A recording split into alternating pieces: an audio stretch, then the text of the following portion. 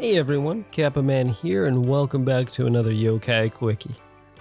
Last time we reviewed Sakuya Demon Slayer by director Tomo Haraguchi from 2000. Well, 10 years later and several movies in between, he made none other than Death Kappa.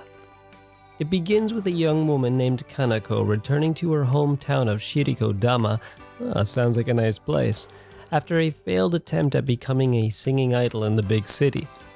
We see that on the ride, she is at least comforted by a letter from her grandmother that says she's welcome back anytime. We see some of the local flavor, as well as these party animals who are clearly not obeying seatbelt safety laws. Also, this guy parties so hard his jacket flies off between cuts. Wow! Anyways, as the unfortunate hand of fate would have it, Kanako's reunion with her grandmother is short-lived when the party parade drunkenly veers into the old woman. Seeing what they have done, they speed away, laughing it off. Meanwhile, the grandmother asks Kanako to protect the village Kappa with her life, as she did protecting Kanako while raising her alone. You see, this village has the mummified remains of a Kappa in a small shrine, that although sacred, is also for some reason kept by the side of the road. This doesn't bode well, however, when the drunken hoodlums speed into the shrine, sending it off a cliff and into the sea below. The death of the grandmother, cries of Kanako, and magical moisture of the sea are enough to wake the Kappa, revitalizing him to his full glory. Back home, Kanako keeps her promise and sets her own life to protecting the Kappa, even donning a shrine maiden outfit for the rest of the film. This doesn't go unnoticed though, as a mysterious woman watches from the shadows, looking somewhat like Lady Scorpion. Taking up work as an ama diver for some reason, we get some great rear screen projection as Kanako goes on with her day while the partygoers, unfazed by their murder spree, relax on the local beach, eating sausages and stealing cucumbers. This of course doesn't sit well with the Kappa, who now returns from the ocean and attacks the group, killing the two men while the women run screaming. At least, that's how it seems at first. There's some confusing editing going on here, making it seem like there's actually three Kappa, as we cut between both separate pairs being attacked, as well as Kanako spotting the Kappa eating cucumbers in a forest. I don't think it's ever made clear, but the two unseen beach attackers may be creatures that show up later in the film.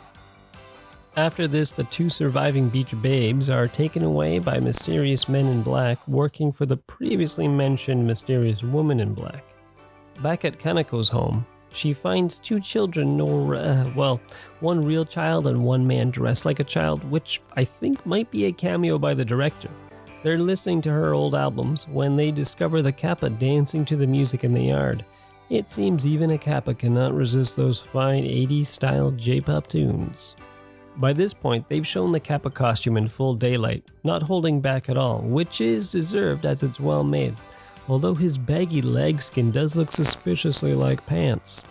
Kanako spends some quality time with the Kappa by feeding him cucumbers and watering his bowl, but this doesn't last as those spying on the pair make their move and attempt to kidnap the creature.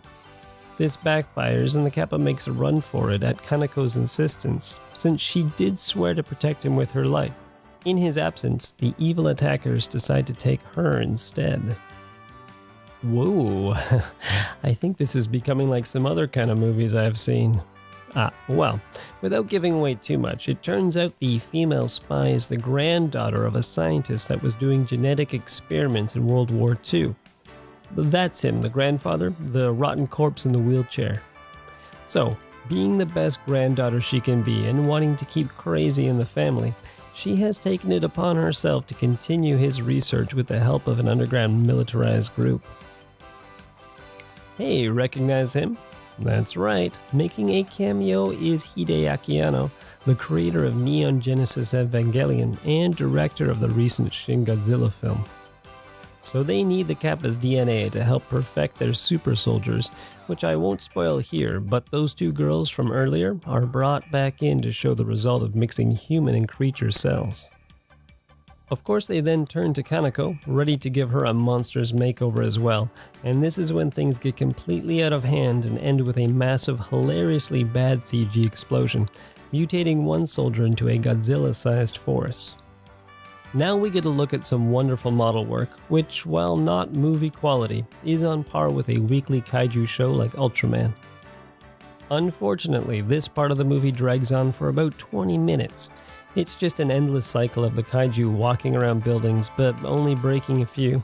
The army attacking with the usual fare of tanks, jets, and helicopters. The kaiju brushing it off, and people running away. When the entire cast from the first 40 minutes of the movie is now nowhere to be seen, things start to get repetitive and tiresome. And worst of all, there's no Kappa to be seen for that 20 minutes. Give me Death Kappa, or give me death. Although there are some fun highlights from this part, like here, and who's this guy? Or how about this guy? Or why is this pilot wearing makeup? Did I miss a reference or something? I will say though, they have surprisingly good fire effects in this. Ah, makeup pilot died. Rest in peace, my sweet eyeshadowed prince. Oh, this toy died too. I think these toys might be okay though. Finally, Death Kappa gets back into action, also as big as a building and red-eyed with rage. Things immediately turn into a wrestling match, complete with telephone wires creating the ropes around the ring. It's all playful and goofy, but this match is a fun one. I feel like I've seen this part before. I really didn't mean to cover so much of this movie, so I at least have to keep the rather funny twist after the final battle a secret. All in all, Death Kappa is hard to recommend to the average viewer, as it's just too cheap and scattered for that. But for die-hard fans of yokai and kaiju, which generally do overlap, I think it is worth a go. This is basically like watching a Super Sentai show, just with slightly more gore in a couple of places. Just keep your expectations rather low, and maybe pull out an episode or two of Yokai Tales while the end attack of the city drags on.